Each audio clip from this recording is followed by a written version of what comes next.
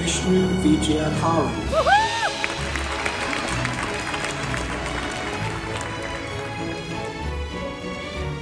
This is me graduating from my 30 lakhs Indian rupees degree from London.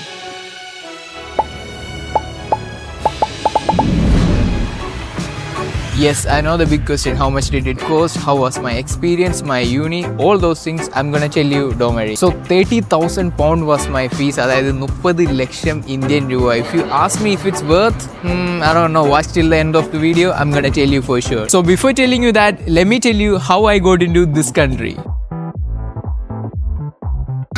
So it's been nearly 2 years of finishing my course and this is the city I live in, London. I mean, look at this city, man. It's always busy. There is always something happening there. I love being here.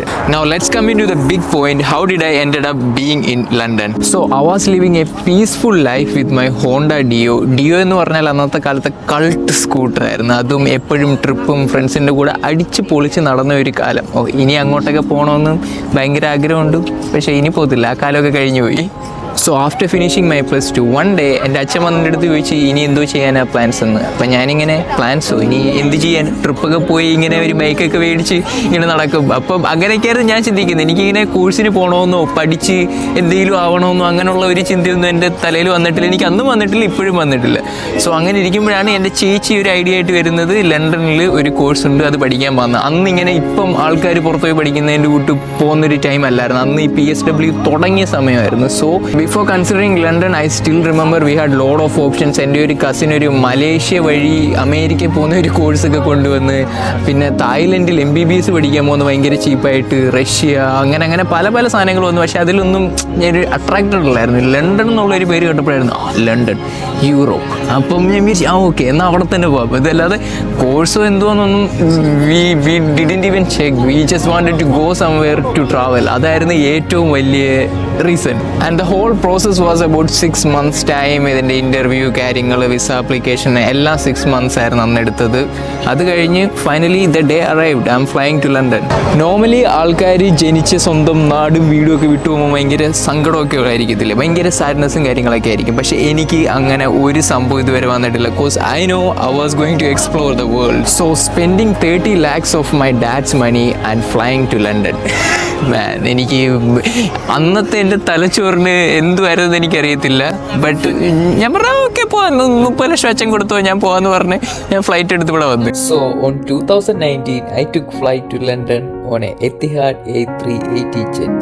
Man, I still remember it was one of the best flight in my life. അങ്ങനെ അവസാനം Heathrow എയർപോർട്ടിൽ വന്നിറങ്ങി and my friends came to pick me up and on the way taxi break down ആയി. അപ്പം ഞാൻ ആ ടാക്സിക്കകത്തിരുന്ന് ചിന്തിച്ച കാര്യമാണ്, oh my god I am fucked up എന്ന് പറയുമ്പോൾ നമ്മൾ നാട്ടിൽ നമ്മൾ കാറിലും സ്കൂട്ടറിലും എല്ലാം ഇങ്ങനെ സുഖമായിട്ട് നടന്നിട്ട് ഇവിടെ വന്നിട്ടൊരു ടാക്സിക്കകത്തിരുന്നിട്ട് ആ ടാക്സി ബ്രേക്ക് ഡൗൺ ആയപ്പോഴാണ് ഞാൻ അറിഞ്ഞത് ഇനി നമ്മളിവിടെ ഒറ്റയ്ക്കാണ്, ഇനി ഇവിടെ എന്ത് വന്നാലും നമ്മൾ ഒറ്റയ്ക്ക് വേണം നോക്കാൻ. അപ്പോഴാണ് വേണ്ടായിരുന്നു, നാട്ടിൽ നിന്നാൽ മതിയായിരുന്നു എന്നുള്ള ആ ഒരു ആദ്യത്തെ ഒരു ഇത് തലയിൽ വരുന്നത്. ദൈവമേ, അതൊരു ഭയങ്കര മൊമെൻ്റ് ആയിരുന്നു ലൈഫിൽ. ആദ്യത്തെ 2-3 months ഭയങ്കര അടിപൊളി ലൈഫായിരുന്നു UK. We had like 3 or 4 bedroom house at that time. അത് കഴിഞ്ഞ് പിന്നെ നമ്മളിങ്ങനെ പാർട്ട് ടൈം ജോബ്സ് കണ്ടുപിടിക്കാൻ പോവുക, അതൊക്കെയായിരുന്നു അന്നത്തെ മെയിൻ പരിപാടികൾ. അത് ഭയങ്കര ഇൻട്രസ്റ്റിംഗ് ആയിട്ടുള്ള ഒരു പാർട്ടായിരുന്നു ലൈഫിൽ. So now I'm gonna take you to my university in London. ഇനി അവിടെ വെച്ച് നിങ്ങൾക്ക് പറഞ്ഞുതരാം യൂണി ലൈഫ് എക്സ്പീരിയൻസസ് എങ്ങനെയായിരുന്നു. Let's go get the train and let's go to my university. So we are taking Jubilee line. Currently we are in Westminster and we are going to Canary Wharf.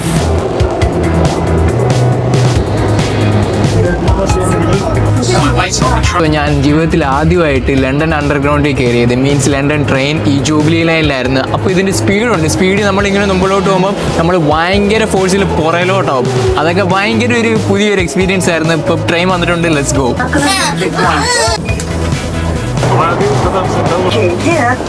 Then I had this moment of going to university. I want to tell you. That is this one moment. എൻ്റെ ജീവിതത്തിൽ ഞാൻ ഒരിക്കലും മറക്കാൻ പോകാത്തൊരു moment. അത് ഞാൻ കാണിച്ചു തരാം. For that we need to take this elevator. It's the same elevator in Jab Tak Hai Jaan Shahrukh Khan ഇങ്ങനെ നിന്ന് ഡാൻസ് കളിക്കുന്നത്. I don't know how much I can show you on my camera. പക്ഷേ ആദ്യമായിട്ട് ഞാനിവിടെ വന്ന് ഈ എലവേറ്റർ ഇങ്ങനെ കയറി വന്ന് ഈ ഇത്രയും വലിയ ബിൽഡിങ്സ് ഇങ്ങനെ കാണുമ്പോൾ ഒരു ഫീൽ ഉണ്ടായിരുന്നു first. Man, I won't forget that moment. So from here I have a 10 minutes walk to my university. Let's go. University പോകുന്നതിൻ്റെ മെയിൻ അട്രാക്ഷൻ ഈ ബ്രിഡ്ജ് ക്രോസ് ചെയ്യുക എന്നുള്ളതായിരുന്നു. സോ ഈ ബ്രിഡ്ജ് ക്രോസ് ചെയ്ത് കഴിയുമ്പോഴത്തേക്ക് ഇവിടെ കുറച്ച് ഫുഡ് സ്റ്റാൾസ് ഉണ്ടായിരുന്നു. അവിടെ നിന്നായിരുന്നു നമ്മൾ ഇന്ന് ലഞ്ച് കഴിക്കുന്നത്. This was a restaurant we used to come for lunch at that time. Finally, this is my university. Look at that. University of Sunderland in London.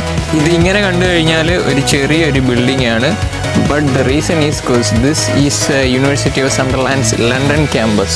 So Sunderland is a place in UK like Calicut University in Kerala. അപ്പം അവരുടെ London campus ആണിത്. So it is gonna be a small. But they have a really big campus in Sunderland. I had option to study there and in London. But of course man, ഞാൻ ഉറപ്പായിട്ട് ലണ്ടനെ choose ചെയ്യത്തുള്ളൂ. Because I wanna live in London.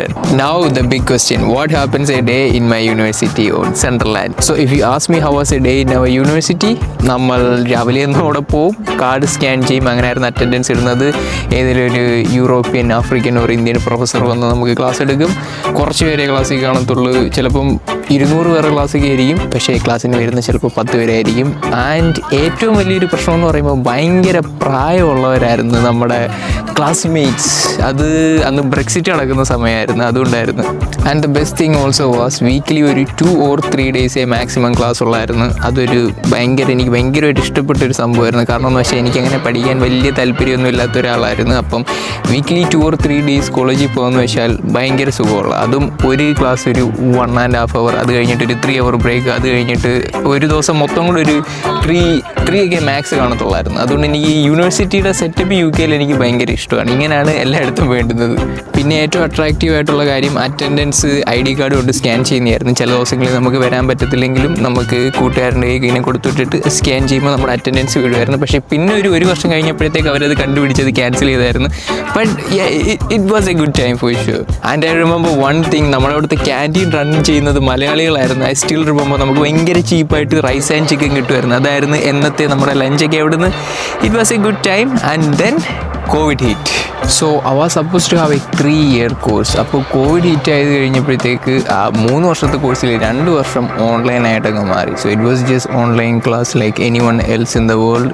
വെറുതെ വീട്ടിലിരിക്കും, ജോലിയില്ലായിരുന്നു. Luckily I had some money saved from my job. അതുകൊണ്ട് rent ഒന്നും കൊടുക്കാൻ അങ്ങനെ പാടൊന്നുമില്ലായിരുന്നു.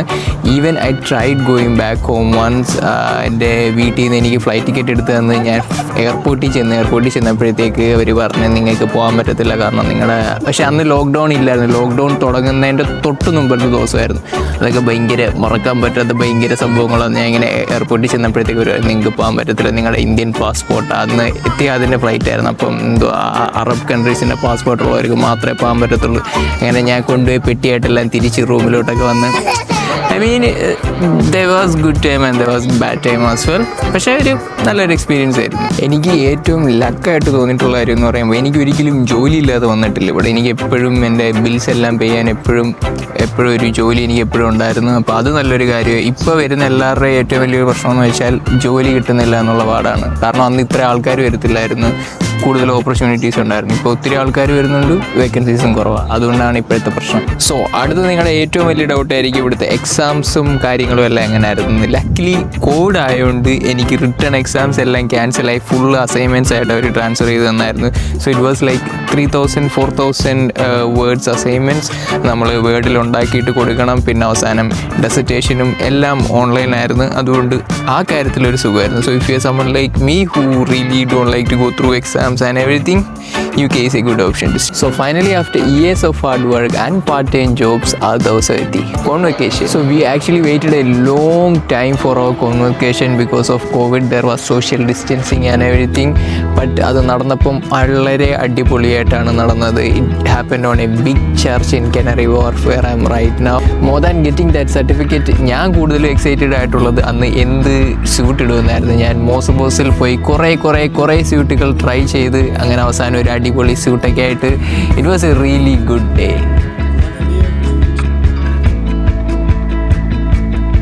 And after that I flew to Dubai. എൻ്റെ അച്ഛനും അമ്മയും നാട്ടിൽ നിന്ന് ദുബായ് വന്ന് എൻ്റെ അളിയനും ചേച്ചി അവിടെ ആയിരുന്നു താമസിക്കുന്നത്. So we had a really good time there.